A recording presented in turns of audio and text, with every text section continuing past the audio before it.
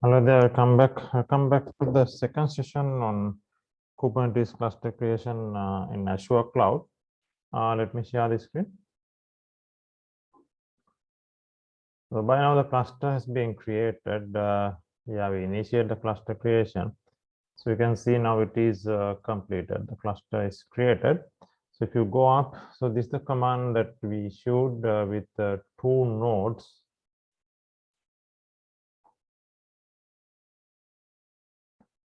Yeah, so this is the command AKS create resource group, and we created this resource group, and we gave the cluster name TNH AKS cluster and node count 2, right? So there will be 2 worker nodes, right? So that is as per that request has created the cluster. So we can see the role propagation done, and if you take a look at the second part, we have agent pool profiles, that is for the worker nodes actually. Mainly the features that we have enabled in the worker nodes. Actually, we didn't enable any availability, so that's why it's a null, and you can see number of count 2. That's because we gave only 2 worker nodes, right? And enable auto scaling, we didn't do that, so it's null, and these all are default values, right? Enable encryption false, right? And enable node public IP that we haven't given. So likewise, all the default values are available. So we didn't configure that much of parameters. And you can see the maximum number of ports, the default value also there, 110 for the CNI network.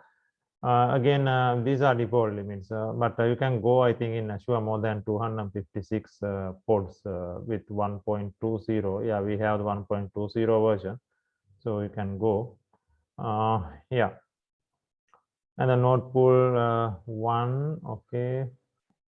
Yes, and OS type is Ubuntu, Linux. So those are the default values it shows. Provisioning state succeeded and that's done, and the cluster creation provisioning is completed. So API server access profile, we haven't configured those things. So that is what all are default values. And further, we have the security policy principal ID, tenant ID, and more down, I think we should have the side network and all. This is for the certificate authority, the authenticated the root certificate, and that is also there, the key data. Yeah, DNS is there, and Docker bridge side. This is the side network for Docker, right? Because we have two things actually. One thing is the Docker network, and another one is the pod network. So this is the side for Docker, right? 172.17.0, and if you go down, we should have side of a pod. See, these are two different things. We will learn more details later with the architecture deep dive later. And this is the side of a Docker. So any Docker IPs, because when you deploy the workloads, each workload is going to carry out with containers, right? So containers means Dockers are running. Right? Docker image, when the Docker image is executed, container lab. So each container, there's a separate IP. So that IP will start from this range. That's what it means, right? So side, that is a Docker network. And the other one is the pod network. You can see Dockers are governed by pods within the cluster, right? You cannot have a container without a pod in the Kubernetes cluster. So, and within the pod, you can have one or more containers. Only minimum requirement is one. Anyway, but pods, right? Pod is like another computer within the cluster, another machine. So because handles all the resources, and for that computer, or for that pod, we have a different cider range, right? So that is start from 10 to 4.0.0. That's also, this is the range, and IPs will start from this, right? So that's also there. Yeah, so basically those are the outputs it is giving, right? Okay, so cluster is up now. So next step, as per the document, let's try to connect to this. Yeah, so that is done. I think I have given the output. I will upload this document for you to refer. And the next thing is connect to the cluster. Yeah. Now connecting to the cluster, we need a tool, right? So otherwise we won't be able to interact with the cluster. So the popular tool that we have been using, kubectl. So kubectl is the client tool in Azure also it is available. And other than that, they have Azure CLI. So that's what this explanation is. You can see to manage the cluster, use Kubernetes command line, right? Client kubectl, right? So that's what install kubectl. You can install kubectl very easily using this command AKS install CLI, right? As root, we can do that. But the thing is, since we have done many practicals, we have kubectl already, right? In our environment, we have kubectl, so there's no need to install it again. So what we can do for the existing client tool, we can merge, right? We can give authentication for kubectl to connect to the cluster. That's what we should do, right? All right. So that is what is given here. Configure kubectl to connect to your Kubernetes cluster with AKS get credentials. Let's do that next. What is going to do this command? Actually, get credentials command will download the credentials and configures the CLI to use them. That's what, right? So actually, this is the place uses this profile kubeconfig file, the default location for Kubernetes configuration file. So its credentials will get merged with this file. That is what going to happen. The new credentials will be added to the file. So then configuration will get updated. Then we will be able to connect to the cluster. So we will do that and see. Yeah, so let's visit this place and also let's take a look at it. First of all, let's try to get the credentials and connect to the cluster. So this is the command. Let's try this command. Let's clear the screen.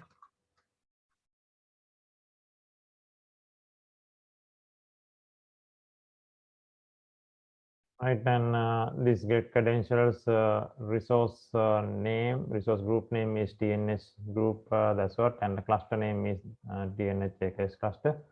A different object, yeah, that means I have already this cluster name in the file, so that's why anyway I say yes. But for you, it don't give that message. If it is given, just say yes. So for you, for the first time, only this message will appear, right? So about two messages will not appear. So now it got merged, so we can, I think this is the original output. So you should get only this output. So we can go here and take a look at this file, right? Yeah, let's visit there and let's take it to the VI editor, right? So this is that config file, right? So this is the CA, the root certificate, right? Because in cluster, everything should be authenticated, right? Otherwise, work in between the workloads, that means between the ports when a deployment is done and any external requests via the API server must be an authenticated request that we learn in the architecture basic explanation as well. So it is being managed by this certificate authority. So that's why root certificate and the client certificates are validated. So, and here we have that certificate, and after that, this is my server with the yeah, my AKS cluster. This is an old one actually, right? Because we didn't create my AKS cluster. No, this is a cluster that I have created earlier, but our cluster is TNS cluster, right? So this is our cluster. You can see the certificate authority for that is there separately, right? This is my AKS cluster is a previous one. This is our cluster. TNH AKS cluster. This is what we just created. Now you can see the resource group, right? And we should have two contexts actually. This is this context for AKS cluster, and we should have other context for TNS cluster. You can see there are two contexts, right? So earlier the message was since I had this information already in the file, that's why it's asking to overwrite. So that's okay. Right, so that's the content of the file, the config file, and we can get this content even using a command like this, config view, right? So let's take a look at that, right? Yeah, let's take a look at that one, kubectl config view. Yeah, it will give you information about your configuration information currently, right? Clusters, or this is again certificate authority, and this is my AKS cluster, the previous one, what I just mentioned. So our cluster is the new one, so you should have that one as well. You can see, so you can see the both clusters are there, right? So this is cluster, we have the previous one, and we have another cluster. This is I have created for testing purpose, and this is our cluster. Cluster 2 is TNH AKS CLUS, right? So this is the cluster that we are working with, and it has the context, this one, right? It's the same information which is we viewed via the file, this time with the command, right? Okay, config view. All right, let's take a look at those things more detailed later. For the time being, just to give an idea only. All right, so let's continue, and we want to see the current context. Actually, not the current context, the information, how many clusters I am having. I mean, for this particular kubectl, how many clusters are accessible can be taken from this get context command. Definitely now you saw that there are 2 clusters it is accessible. Right? I have configured in my config I have 2 clusters, so we can see both contexts are here, right? But this is not available, so kubectl won't be able to access that. So currently, this asterisk indicates this is the cluster I am working in at the moment, right? TNS cluster. So that is what asterisk indicates, which is currently connected to that cluster. Right, and again, if you want to get again that current context, right? So this is context. It will give you all the accessible context, but if you want to see again where I am connected as of now, right? So then you can try this. So it gives the same output as this, right? Where the asterisk is, okay? Right. So that is that. Now we can take a look at number of nodes we have. We should have 2 nodes, get no, right? So number of nodes in our cluster. We had we gave 2 nodes, right? Here you can see both are roles are agent. That means both are worker nodes, and we can get more details with a -o void command. So -o void will give you the IP address and the OS details as well. So we don't have any external IPs attached. Internal IPs there. So these are the 2 IPs, 4 and 5. You can see the CIDR range 10 to, actually this is node, right? Node network. So there is no CIDR for that, because we have, you saw earlier, there are 2 CIDRs for Docker network and the pod network. Now this is just the Azure instance, right? So a node, right? So that is Azure IP 10.2.4.0. 0.4 is one, 0.5 is another one, and its version is Ubuntu, yes, OS is Linux, right? And so that is node information. We have 2 nodes, and if you want further describe node, yeah, we can describe a node and see. If you want to get more details with regards to node, we can just paste it and yeah, describe nodes. We can take one of these nodes and it will give you the configuration, more detail of the node, right? They give you a little bit of detail, right? So let's go up. So as you can see, it says the role is agent because it's a worker node, and label and the components as per the configuration. That is what it gives. Storage, we haven't configured those things. No PVCs are configured, right? And yeah, at the moment, conditions means currently network, yeah, memory pressure. So there's nothing much because there's no workload running here, right? Route created, and it's okay. So just to get an idea, what are the detail we work the node and attachable volumes. At the moment, we have 8 and number of CPUs 2. This is not configuration, default configuration, right? And yeah, allocatable. Yeah, this is again about the capacity allocatable. This is current capacity, right? And system info, there is a give you the OS kernel version and all, right? 5.4 OS image is Ubuntu. This is the kernel version.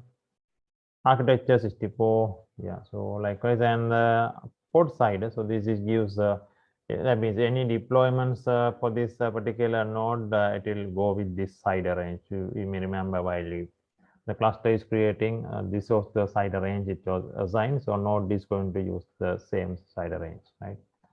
And yeah, so this is the IP range for the node 10.2.4.0, but the CIDR range is the pod network 10.2.4.4, right? As the inside, when the deployments are taking place, the pods are going to handle the container. So that is pod network will start from this, right? And these are the existing at the moment for Kubernetes cluster in this node. This is the worker node, so we should see the kube proxy, core DNS, and those containers are running here.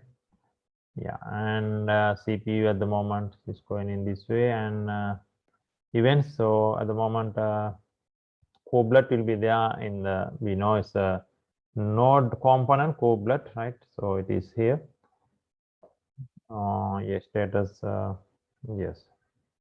So node is present because there's no workload is running. So yeah, node ready, likewise. So just to give you the node information. So likewise, just to get an idea about the details of the node.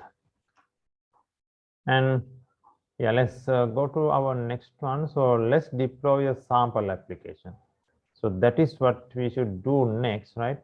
All right, so that we do in the next session, right? So we'll deploy a sample application and we'll go through with a little bit of detail about that, right? Okay, I'll meet you soon. Bye-bye.